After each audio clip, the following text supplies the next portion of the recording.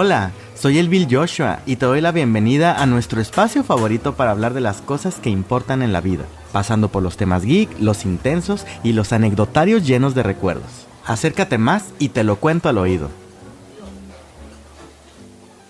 Como siempre me da muchísimo gusto tenerte por aquí conmigo el día de hoy en este episodio de Te lo cuento al oído, en el que vamos a tocar una temática que está súper interesante y de la que tiene mucho tiempo que yo quería hablar por aquí en el canal. Antes de ello te invito a que vayas por tu bebida favorita, tus churritos, tus palomitas, chicles, lo que sea que quieras estar comiendo o bebiendo mientras estamos por aquí. Por mi lado yo tengo mi soda de kiwi aquí a la mano para estar tomando mientras platicamos, debido a que probablemente necesite un poco de refrescarme la garganta para seguir aquí. Y bueno, la semana pasada, si recuerdas, estuvimos hablando de todo este fenómeno de lo que es OnlyFans y de la forma en la que esta plataforma funciona y las polémicas y demás, lo cual me llevó un poco a esta reflexión acerca de lo que es la educación sexual, la salud sexual y todos los temas relacionados con esto, y que regularmente son cosas de las que no se habla demasiado y que al menos en México nosotros tuvimos una educación alrededor de esto escolarizada con algunas peculiaridades. Pero para empezar con el tema, quiero que hablemos primeramente de qué es la educación sexual, para que tengamos un marco de referencia común y sobre esto podamos comenzar a platicar.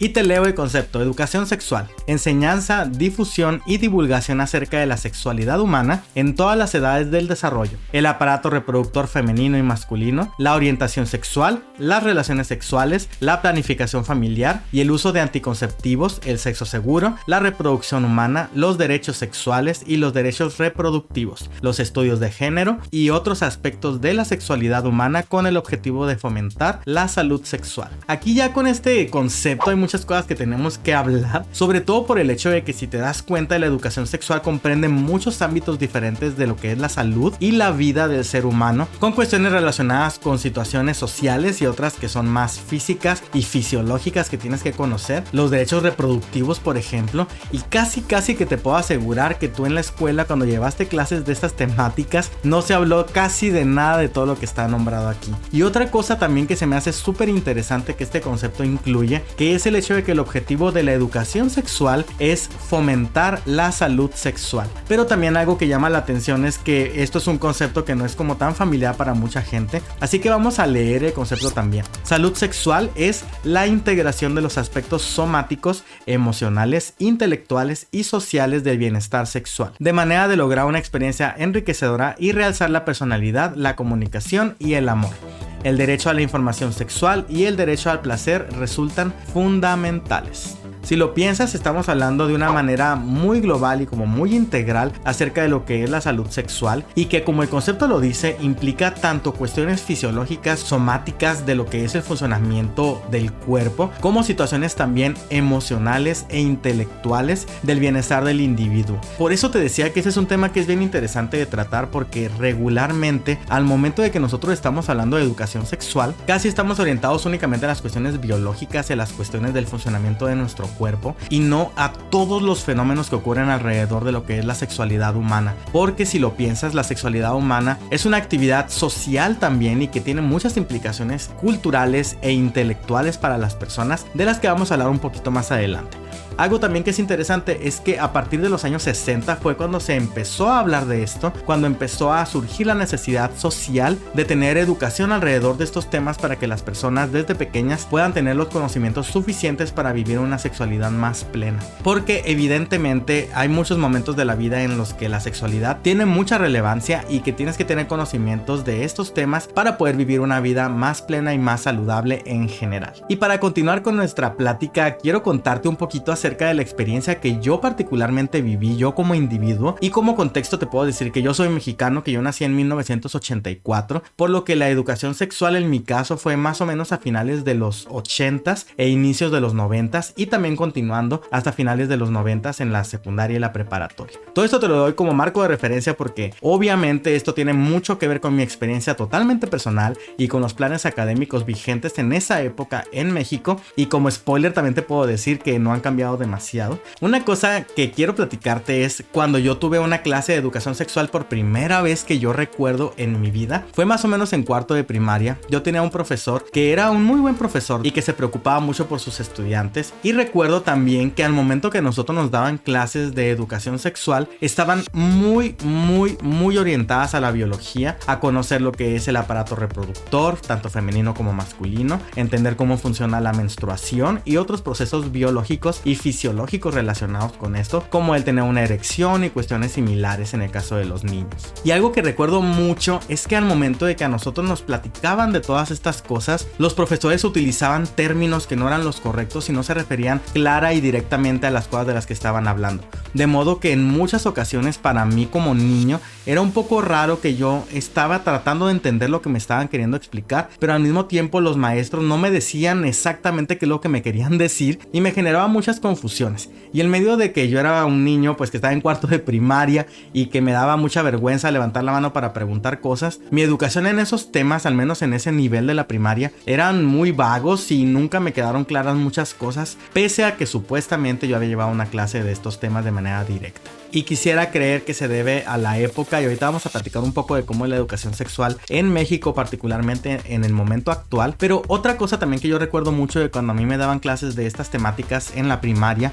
es que también en ocasiones nos llevaban a salones que adecuaban como con sillas en todo lo que era el salón y ponían un proyector para poder poner una película, regularmente una película animada en la que hablaban de cuestiones de reproducción, de sexo, de los procesos biológicos que ocurrían al momento de fecundar un óvulo, de qué manera se concebía un bebé, cómo funcionaba un embarazo, la menstruación, entre otras cosas. El problema es que también, incluso en esas películas, recuerdo que no se mostraban algunas cosas o como que quedaban sugeridas y que seguían reforzando como esta sensación de incertidumbre respecto a muchos temas. Y también recuerdo mucho que obviamente muchos de mis compañeros se reían o se ponían nerviosos respecto a la forma en la que se manejaba toda esta situación de la educación sexual y que nos llevaban a un lugar específico para poder ver esas películas, lo cual ya lo hacía como un poco más dramático de lo que realmente creo que tendría que ser. Y esto es una de las cosas que yo recuerdo mucho de mi educación sexual durante la primaria, que era el hecho de que todo se manejaba como con mucho misticismo, de manera como muy secretista, que no se decían las cosas muy abiertamente y que tampoco había mucho espacio para poder tener dudas, porque también la comprensión de los temas tampoco era muy alta. También yo recuerdo mucho que durante esa época estaba muy de moda una serie de películas que se llamaban Mira quién habla, en las que todo el tiempo la situación iniciaba debido a que se iba a concebir un bebé y que este bebé hablaba, evidentemente por eso se llamaba así la película, y que esta situación era la que iba a desencadenar un montón de cosas en la película, en la pareja que era la protagonista, pero siempre iniciaba con un momento en que ellos estaban teniendo sexo. Y algo que a mí me pasaba, no sé si a ti te pasaba igual, creo que puede ser una confusión común, pero durante toda mi infancia y pese a todas las clases que recibí de educación sexual, siempre pensé que lo que era la reproducción ocurría a través de los besos, porque yo veía en las películas esas, por ejemplo, que las personas se besaban y que estaban ahí desnudas en una cama y que a través de eso ocurría el proceso de que se fecundaba el óvulo y bla bla bla. Y yo recuerdo que yo tenía mucho miedo de embarazar a una persona por el hecho de mi saliva o algo así, ¿no? Era una cosa muy rara y que al mismo tiempo la forma en la que se retrataban esas cosas en esas películas no era tampoco tan clara, porque eran películas entre comillas familiares, ¿no? Y que eso fue una creencia como Santa Claus, que mucha gente cree en Santa Claus hasta muy grande, que yo pensé que así era como hasta en mis 13, 14 años. Posterior a eso llegó el momento en que entré a la secundaria y que en la secundaria se abordaron otra vez temáticas de educación sexual, pero en el caso de la secundaria era bastante diferente. Durante estas clases en secundaria, todo el tiempo el discurso estaba centrado en dos cosas de manera particular. Una de ellas eran las enfermedades de transmisión sexual, que todo el tiempo nos hablaban de cosas catastróficas, horribles que nos iban a ocurrir, del VIH, que en esa época el SIDA estaba en boga, que era una cosa dramaticísima y casi nos decían que si teníamos sexo nos íbamos a morir. Y otra cosa en la que todo el tiempo estaba centrado el discurso de los maestros era en los embarazos no deseados y por consiguiente en los métodos anticonceptivos disponibles.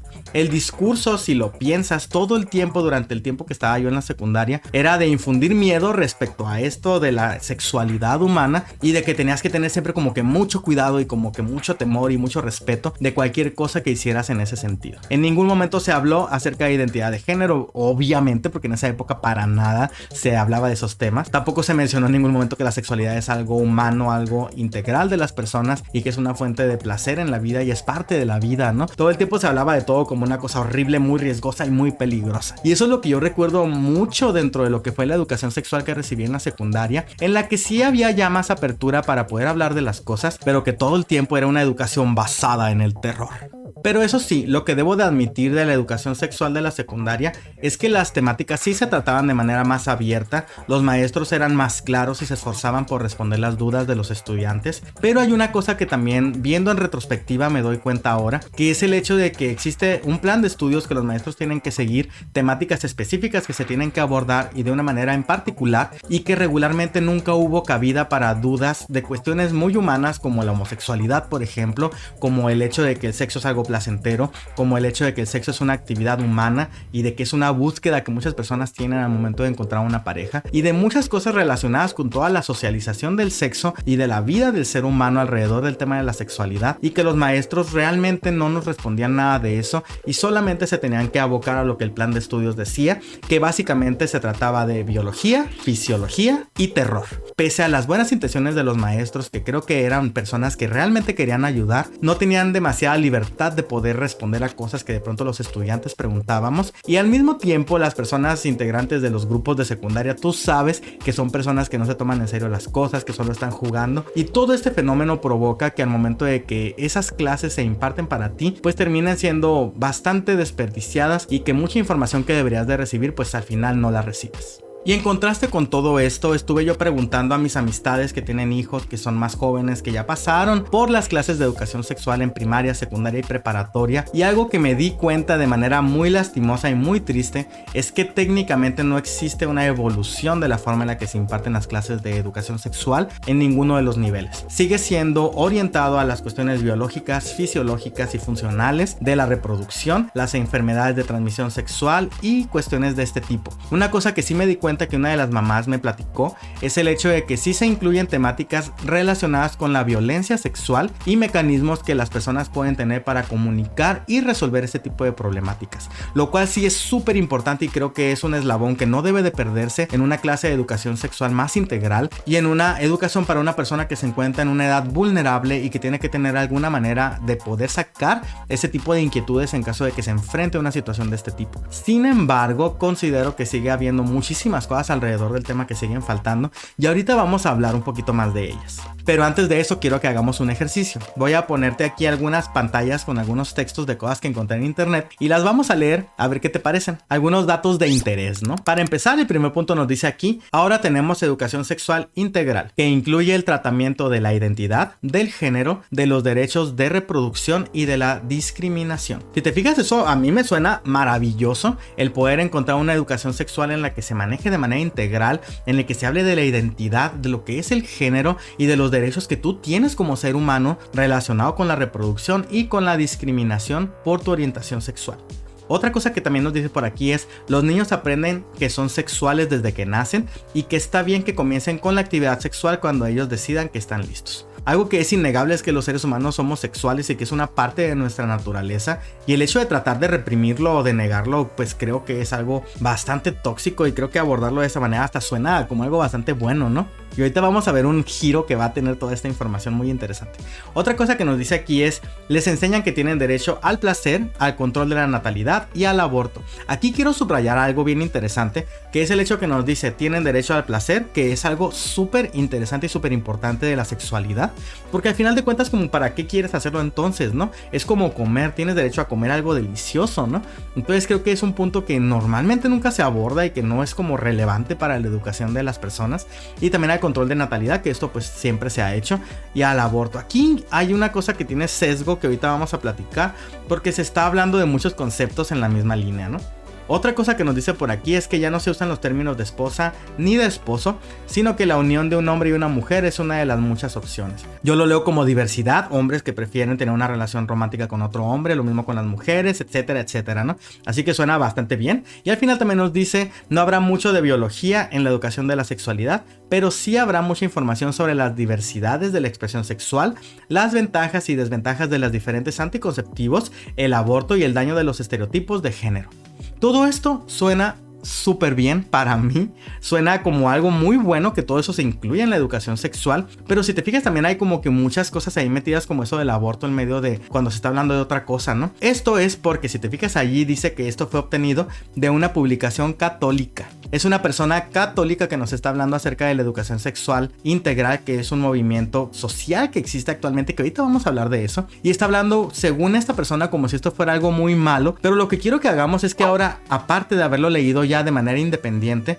lo leamos dentro del texto en el que está embebido, para darnos cuenta de todo el sesgo y la manipulación que existe en la información que se está presentando aquí. Y es de una persona llamada Miriam Grossman. Vamos a leer un poco la parte donde viene embebido todo este texto que te leí, que de manera general parecía como que algo muy bueno, pero aquí lo hacen ver como sombrío y terrible. Y dice así: los alumnos aprendían sobre los hechos de la vida y con esos hechos que el sexo es parte de algo más grande, llamado matrimonio. Los maestros explicaban que esa era la forma moral y saludable de vivir. En aquellos días las personas entendían que los hombres y las mujeres son diferentes y que su unión es única, muy distinto a lo que sucede con cualquier otro tipo de relación. Se daba por sentado que los niños crecían para convertirse en hombres y las niñas en mujeres. Había solo 2 enfermedades de transmisión sexual, solo 2, ella dice que solo 2 porque no existía nada más, y padecer de una de ellas era un tema bastante serio. Algunos comportamientos no eran normales, las personas que se comportaban así necesitaban ayuda y la inocencia de un niño era preciosa. La inocencia de un niño, fíjense la manipulación que se está haciendo aquí acerca del sentido que se le está dando a todo esto, como la señora Alegría cuando dice: ¿alguien quiere pensar en los niños? ¿Alguien quiere pensar en los niños, por favor? Bueno, pues ese es el mismo discurso que tenemos aquí. Y dice acá: las cosas han cambiado. Ahora tenemos educación sexual integral, como si fuera algo malo, ¿no? Que incluye el tratamiento de la identidad, del género, de los derechos de reproducción y la discriminación. O sea, terrible que nos enseñan acerca de discriminación. Terrible que nos enseñen de la identidad, del género. Eso está mal, es terrible, ¿no? Entonces fíjense cómo hay mucha manipulación en la forma en la que esta persona está escribiendo todo esto, cuando es información que realmente no es algo negativo, pero la manipula introduciendo datos y juicios de esta persona relacionados con su forma de pensar y que nos pretende hacer ver como si todo esto fuera malo. Los niños aprenden que son sexuales desde que nacen y está bien que comiencen con la actividad sexual cuando ellos deciden que están listos. Esto es mentira, en ningún lado se dice que los niños deben de tener actividad sexual. Esto es una cosa que se inventó esta persona y no entiendo cuál es su fuente porque no las pone. Les enseñan que tienen derecho al placer, al control de la natalidad y al aborto. Y vamos viendo aquí, ¿tienes derecho al placer? Claro que lo tienes, para eso existe la vida. Hay muchos placeres en la vida y yo no entiendo por qué se supone que eso tiene que ser algo malo. Y asumo que es algo inherente a la religión, porque ya saben que en la religión el placer es algo malo que tiene que ser castigado, ¿no? Pero en fin, también nos dice que el control de la natalidad también como si fuera algo terrible y lo comparan con el aborto, que aquí también lo hace esta persona de una manera muy manipuladora y pone esto del aborto por todos lados, cuando la educación sexual integral no habla de que se pretenda que todo el tiempo se promueva el aborto como una forma de solucionar los problemas. Eso es una mentira y nos lo está poniendo aquí en forma de una falacia que solamente sirve para manipular. También sigue aquí, dice: ya no se usan los términos esposo y esposa, la unión de un hombre y una mujer es una de las muchas opciones. Hasta ahí todo bien, yo no entiendo cuál es el problema, pero luego de eso dice: ¿y la moralidad? Bien, eso de juzgar ya no está permitido. Esto es como este discurso que tiene la gente odiante de: es que yo quiero discriminar y ya no me quieren dejar discriminar. Ay, cómo se pasan, me quieren manipular. A ver, la moralidad está en términos de tu forma de ver las cosas aquí, y eso de juzgar no está permitido. Pues claro que no está permitido. Juzgar a las personas y pretender que cambien su forma de vida y lo que ellos son y lo que ellos hacen está fuera de tu jurisdicción.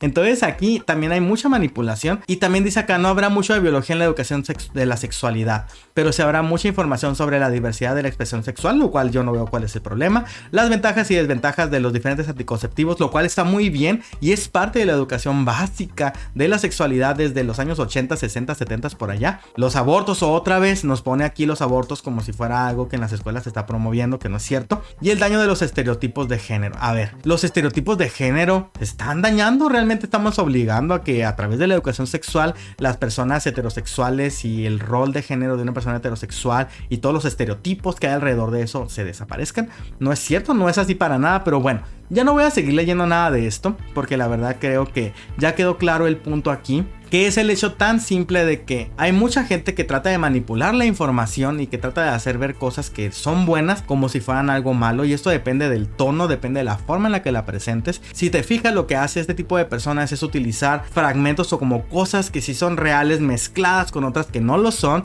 mezcladas con opiniones personales y mezcladas con discursos de odio que están ahí como no queriendo puestas para poder hacer que la persona que lo lea crea que esto es algo plausible, que esto es algo lógico, cuando no es así. Así que algo bien importante que tenemos que tener en cuenta todo el tiempo es que cualquier cosa que nosotros queramos evaluar y analizar, hay que hacerlo con juicio crítico. Y sé que esto es mucho pedir para mucha gente y que hay mucha gente a la que no le gusta utilizar acá la cabecita y el sentido común, pero precisamente esa es la única manera en la que podemos avanzar, y sobre todo en temas como este que son tan importantes y que las personas tienen que tener más información a la mano para poder tener una vida sexual más saludable y más feliz. Y ahora bien, lo bueno es que no todo está perdido. Afortunadamente todavía hay personas en el mundo que buscan cosas buenas, y que por allí me encontré una iniciativa muy interesante que se conoce como educación sexual integral. Pero bueno, entre las cosas que la educación sexual integral busca, para empezar, la primera es la promoción de la salud para contar con relaciones respetuosas, no violentas ni coercitivas, o sea, que no sean forzadas. La sexualidad no es algo que se padece, sino que se disfruta, se cuida y se protege. Así como todos los aspectos de la salud, la educación sexual integral deja de ver a la sexualidad como un fenómeno meramente fisiológico y lo ve como un fenómeno que no solamente se trata de los genitales de las personas, sino también a un fenómeno social que tiene que ver con conductas de otras personas, y que además de eso existe un marco de referencia de no violencia y otras cuestiones que servirán para que la persona pueda tener una vida sexual más plena y más feliz. También promueve el respeto por las diversas formas de vivir el propio cuerpo con un marco de respeto propio y hacia los demás. O sea que la educación sexual integral busca que cada una de las personas pueda vivir su sexualidad de la mejor manera, y que al mismo tiempo respete a las otras personas y se respete a sí mismo, misma o misme de manera individual, lo cual es súper importante y que regularmente son temas de los que ni siquiera se habla en el aula, ¿no? También incluye conceptos como identidad, diversidad y dignidad, de que las personas tenemos que vivir en un entorno que propicie que tengamos una vida tanto feliz como saludable y digna, que permita la diversidad de una manera natural, y que la identidad de las personas también se considere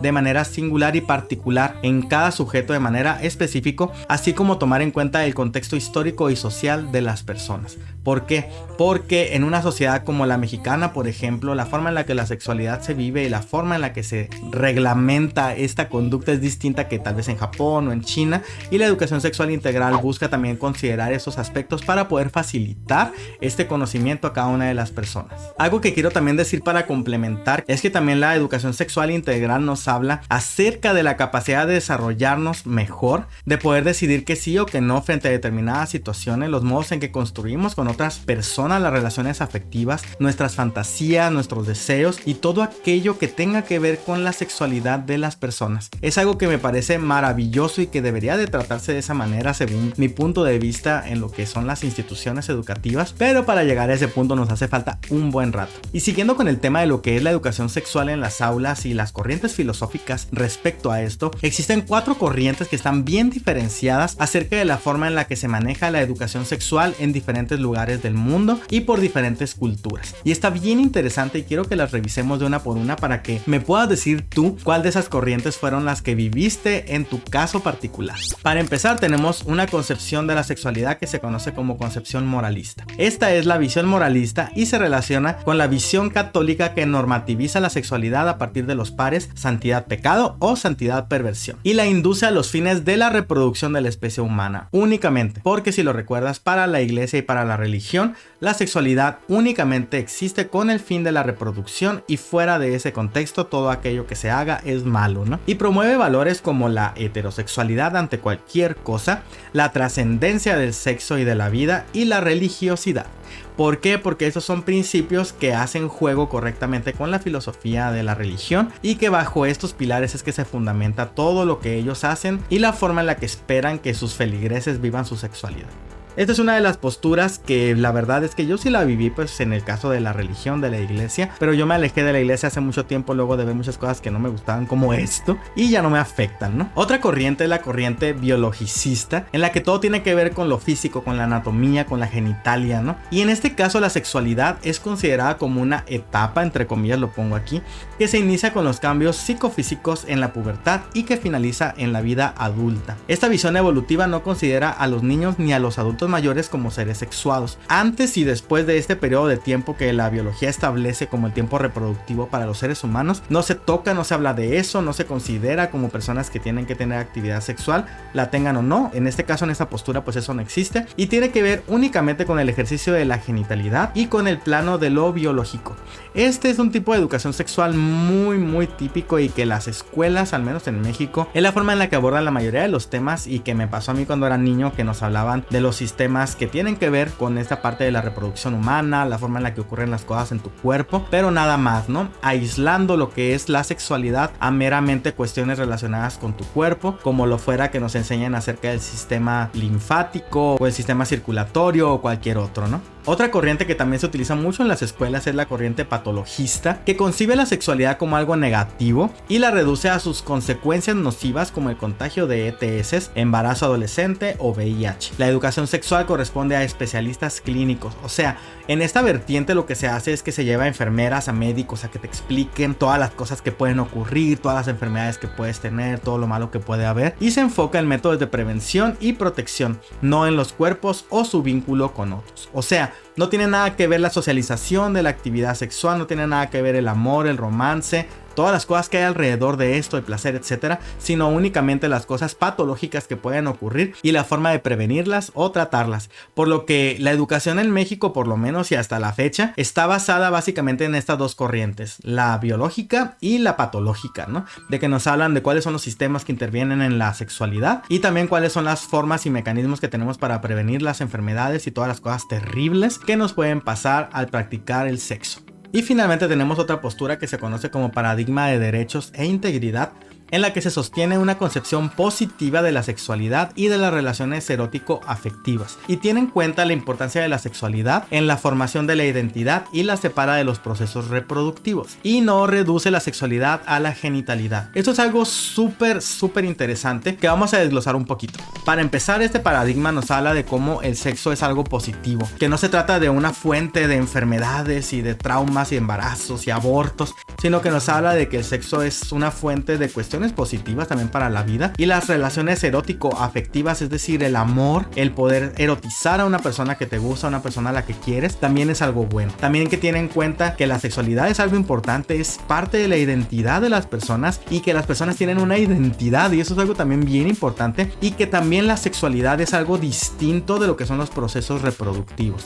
Todo lo que es la sexualización de la convivencia, del amor, del afecto, son cuestiones separadas de lo que es el proceso reproductivo per se. ¿Por qué? Porque la sexualidad es un fenómeno social que tiene muchas aristas y muchas implicaciones en tu vida y que no se reduce solamente a la genitalidad. Este paradigma lo que plantea y comprende es que la sexualidad no solamente se trata de esas cosas que regularmente se hablan, y que se tiene que hablar de muchos otros fenómenos alrededor de la sexualidad para que las personas puedan tener una vida más plena y más feliz en estos temas. Y este concepto que acabamos de hablar nos trae otro concepto que es bien importante de que tengamos en cuenta, que es el de identidad sexual. La educación sexual integral habla también de que las personas como seres humanos, como individuos, somos particulares, cada uno tenemos una identidad sexual, y vamos a ver primeramente qué es esto, ¿no? Como que cómo se come o qué es la identidad sexual para ponernos de acuerdo de qué estamos hablando. La identidad sexual es un conjunto de características conformadas por la identidad de género,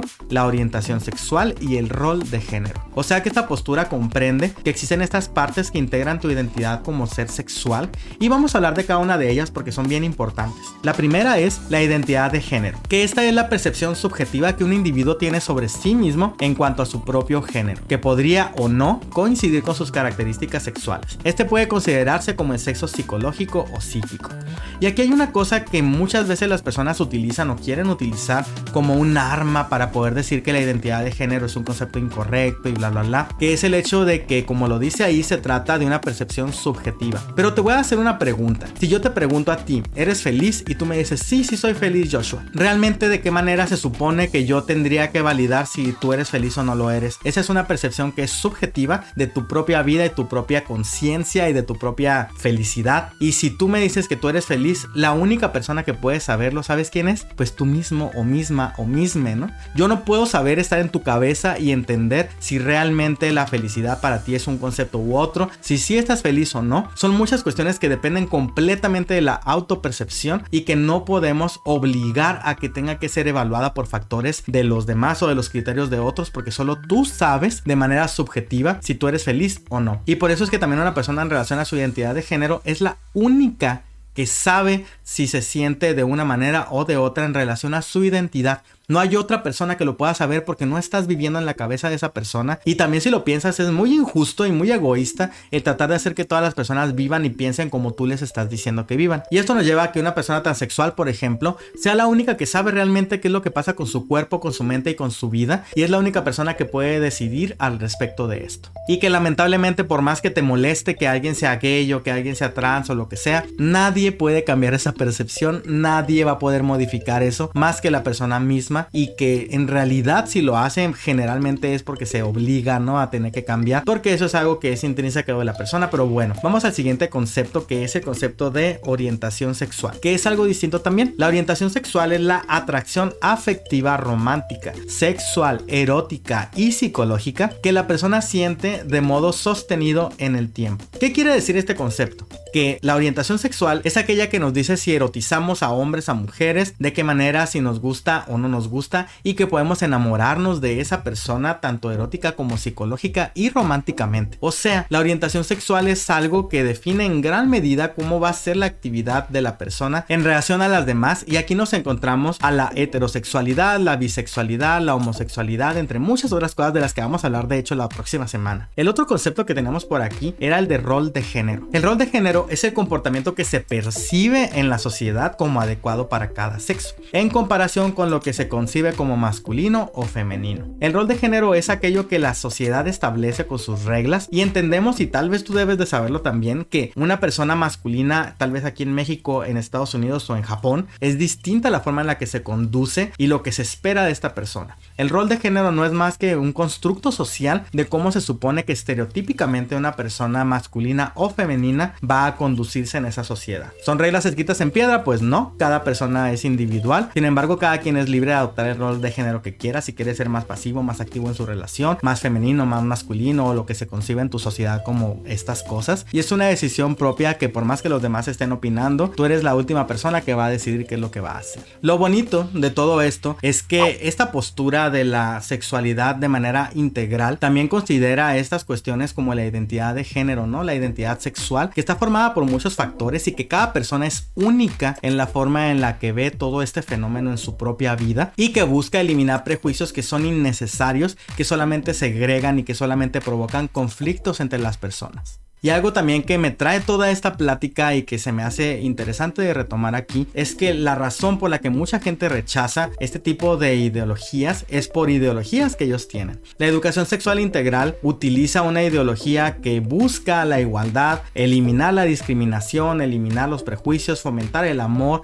fomentar el placer, fomentar la felicidad en la vida, mientras que hay personas que utilizan su ideología, que es opuesta, en la que se busca segregar, en la que se busca discriminar, en la que se busca forzar a la gente a que vivan la vida como ellos quieren. Y curiosamente, su ideología se contrapone contra la otra ideología porque no les permite que ellos puedan abusar, que ellos puedan violentar los derechos de los demás, que ellos puedan segregar y discriminar de manera abierta y sin consecuencias. En este caso, estamos hablando de todo lo contrario, que la ideología de género lo que busca es el mejorar las condiciones de vida para las personas, y que al igual que miles de ideologías, esta puede ser buena o mala dependiendo cómo la apliques, y eso es una cosa en la que mucha gente odiante se basa, ¿no? Pero para poder hablar de esto, quiero que hablemos un poquito de lo que es el concepto de lo que es una ideología. Una ideología es un conjunto de ideas que caracterizan a una persona, escuela, colectividad, movimiento cultural, religioso, político, etc. O sea, una ideología solo son ideas que la gente comparte, que simple y sencillamente ellos están a favor de que las cosas sean de una u otra manera. Pero si lo piensas, una ideología no deja de ser eso, una ideología. No hay reglas que te obliguen a pensar de una manera o de otra, de manera específica. Pero aquí el problema es que hay gente odiante que busca segregar, que busca limitar los derechos de los demás y que su ideología lo que hace es afectar la vida y los derechos de otras personas. Mientras que hay otras ideologías que son positivas, como todo lo que hemos estado hablando aquí, que lo que busca es igualar los derechos y condiciones de las personas, eliminar la discriminación, eliminar un montón de problemas derivadas de todas estas temáticas, y que la religión ha afectado mucho con estas concepciones. Es muy irónico que estas personas digan que las ideologías son malas, si lo único que están haciendo es seguir una ideología que ellos tienen, pero que esa ideología lamentablemente es una ideología dogmática, es una ideología negativa y es una ideología que le hace daño a otras personas. Pero como yo te decía hace rato, les molesta el hecho de que nosotros queremos hacer que ellos dejen de discriminar y que lo puedan hacer con cuello blanco sin que nadie se dé cuenta. Y nos encontramos con personas como la del artículo que leímos hace un ratito, que lo que hacen es manipular la información, hacer que las cosas que realmente son buenas se vean o se oigan como malas, sometidas a un punto de vista que ella está dando allí, a una opinión particular, con una ideología particular que ella tiene, y queriéndose ver como superior o como que tiene la razón universal y no modificable acerca de cómo se tiene que vivir la vida. Y al final de cuentas, independientemente de ideologías, de vertientes, de la educación sexual o lo que sea, la educación sexual lo que debería de incluir es la parte tanto social como individual, la búsqueda de la integridad, la promoción de la salud física y mental de las personas, ¿no? Eso es lo que estamos buscando, es lo que se trata de hacer, y realmente es algo muy bueno si lo piensas, y no veo por qué la gente tenga que ofenderse por el hecho de que exista este tipo de educación. ¿Y esto qué trae como consecuencia? El respeto, el amor, la diversidad, la promoción de igualdad, el que una niña lesbiana sea tan válida y tan importante como un niño heterosexual, un niño trans, una niña trans o lo que sea, haciendo que nuestro mundo sea un mundo más equitativo y más feliz. Y afortunadamente están esas discusiones ya ahí en proceso en algunos países más adelantados que en otros, ¿no? Y también hay otro tema relacionado con todo esto de la sexualidad y la educación sexual en las escuelas, que es algo preocupante y que la gente odiante y detractora de los movimientos de igualdad y de libertad vienen a imponernos. Es algo a lo que se conoce como el PIN parental. Esto es un fenómeno que se viene presentando en algunos países desde hace ya buen tiempo, que fueron discusiones que ya ocurrieron y que incluso en España hay provincias en las que ya esto es una realidad que ya se aplica. Y vamos a ver primeramente de qué se trata esto del PIN parental para que puedas entenderme mejor si es que no has escuchado al respecto. El PIN parental es una solicitud escrita que va dirigida a los directores de los centros educativos, en la que los padres piden que les informen previamente a través de una autorización expresa sobre cualquier materia, charla, taller o actividad que afecte a cuestiones sobre la identidad de género, el feminismo o la diversidad LGTBI, de tal forma que los progenitores puedan dar su consentimiento para que su hijo asista o no. Esta postura considera que esos contenidos pueden ser intrusivos entre comillas para la conciencia entre comillas y la intimidad entre comillas de los menores. Aquí hay muchas comillas y hay muchas cosas que tenemos que hablar al respecto, porque si lo piensas, este tipo de iniciativas existen para nuevamente evitar que las personas sean expuestas a puntos de vista distintos, al punto de vista de la sexualidad integral, del respeto, etcétera, y que quieren guardarse el derecho de que sus hijos vivan esta misma ideología de odio y de segregación que ellos quieren, y que no haya forma de que ellos se enteren de que existen otras formas de ver la vida, ¿no? Y creo que esto es una de esas cosas que lamentablemente está bien difícil de regular y de obligar a toda la gente a que lo acepte. Sin embargo, la educación precisamente para lo que existe es para poder eliminar ese tipo de bloqueos, este tipo de límites y de discursos de odio, pero lamentablemente hay comunidades que pues están conformadas por mucha gente muy odiante y que iniciativas como esta funcionan y se aplican de manera cotidiana, haciendo que muchos niños tengan que vivir una vida en la que únicamente van a poder ver aquello que sus papás les dijeron y no van a poder conocer realmente el espectro completo de lo que el mundo ofrece para tomar ellos sus propias decisiones y poder tener un juicio juicio crítico al respecto de esto. Porque precisamente el hecho de que exista la educación sexual es para poder ayudar a las personas a tener una vida mejor, una vida más plena, y que lamentablemente el evitar que las personas puedan llegar a esta información va a provocar que éstas pues vivan una vida más infeliz que las demás. Los papás que quieran manejarlo de esta manera pues ahí ya tienen un mecanismo para hacerlo. ¿A ti qué te parece eso del PIN parental? Yo sinceramente creo que precisamente el punto es que todas las personas tengan acceso a la información y que después de eso ellos puedan hacer sus propios análisis, sus propios juicios, y ya en casa ellos pueden tener una plática con sus papás, y si ellos son personas que odian a los demás y eso, está bien, pues ni modo, ahí van a tener que seguir, pero que en la escuela se les enseñe el respeto, la educación, la diversidad y el poder buscar una vida de plenitud y de gozo. Y lo bueno en medio de todo esto, que parece muy malo, es que al final de cuentas, como padres, cada uno de nosotros tenemos la posibilidad de enseñarle a nuestros hijos la educación sexual integral que necesitemos que conozcan, instruirles en el amor, en el placer, en la búsqueda de la felicidad, el de poder tener una relación saludable con otras personas y con su pareja, y que puedan buscar una plenitud integral en su vida que también incluya esta parte que es tan importante para el ser humano y que regularmente la gente quiere segregar y convertirla solo en un tópico de biología. Y que en última instancia una mejor educación sexual nos ayudará como sociedad, como humanidad, ser más humanos al momento de interactuar con otras personas, de poder comprender mejor las necesidades de los demás, sus situaciones y su contexto, y en últimas mejorar como sociedad. Y antes de que terminemos con la plática de hoy, quiero dejarte con algo que me encontré en internet que se me hizo súper interesante, que es el hecho de que desde 1997 se hizo una Declaración Universal de los Derechos Sexuales, que todas las personas del mundo tenemos derecho a ellos. Y quiero mencionarte cada uno de ellos para que sepas que existen y de qué se trata. El primero es el derecho a la libertad sexual, que tú tengas la posibilidad de hacer lo que tú quieras sin que nadie te esté obligando o forzando a tomar la postura, decisiones o formas que ellos dicen. El segundo es la autonomía, integridad y seguridad del cuerpo sexual, que también existan mecanismos para poder protegerte, que pueda haber información que nos ayuden a tener una interacción más apropiada al respecto del propio cuerpo, y de que te puedas sentir en seguridad al momento de tener cualquier actividad o cualquier cuestión relacionada con el sexo.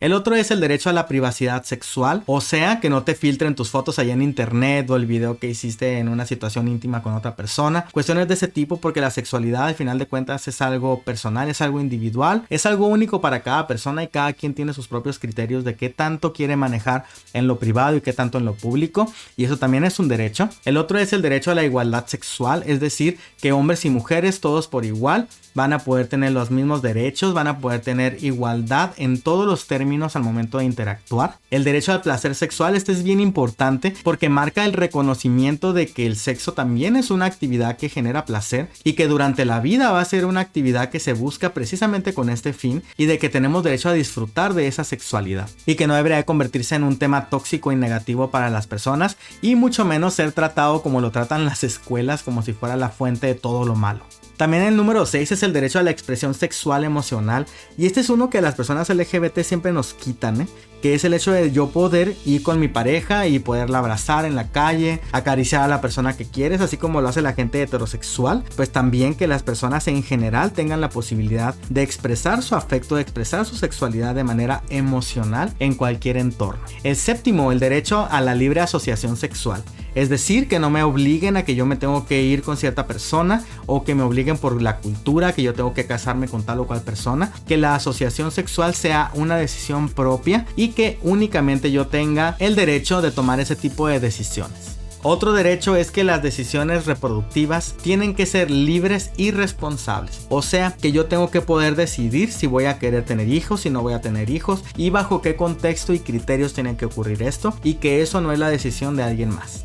El noveno es el derecho a la información basada en los datos científicos, es decir, que no nos hablen de cuestiones que son ideológicas de la iglesia o de una cierta religión o de una secta o de un sector político o social, sino que se hable desde el punto de vista de lo que es científicamente comprobable, y que yo pueda tener información que me sea útil en cualquier momento para tomar mejores decisiones. El décimo derecho es el derecho a la educación sexual. Hemos estado hablando de esto todo el episodio de hoy en nuestra conversación, y creo que queda claro, pero lo importante aquí es que las personas deben de tener acceso a información que les permita tomar mejores decisiones y vivir una sexualidad más plena y feliz. Y el 11º y último derecho es la atención clínica de la salud sexual. Es decir, que las personas tienen que poder acudir también a los sistemas de salud y que se atiendan sus necesidades relacionadas con la sexualidad, y no únicamente en cuestiones físicas o de enfermedades, sino también en cuestiones que se relacionan con las emociones, con la erotización, con el amor, con el afecto de otras personas, entre otras cosas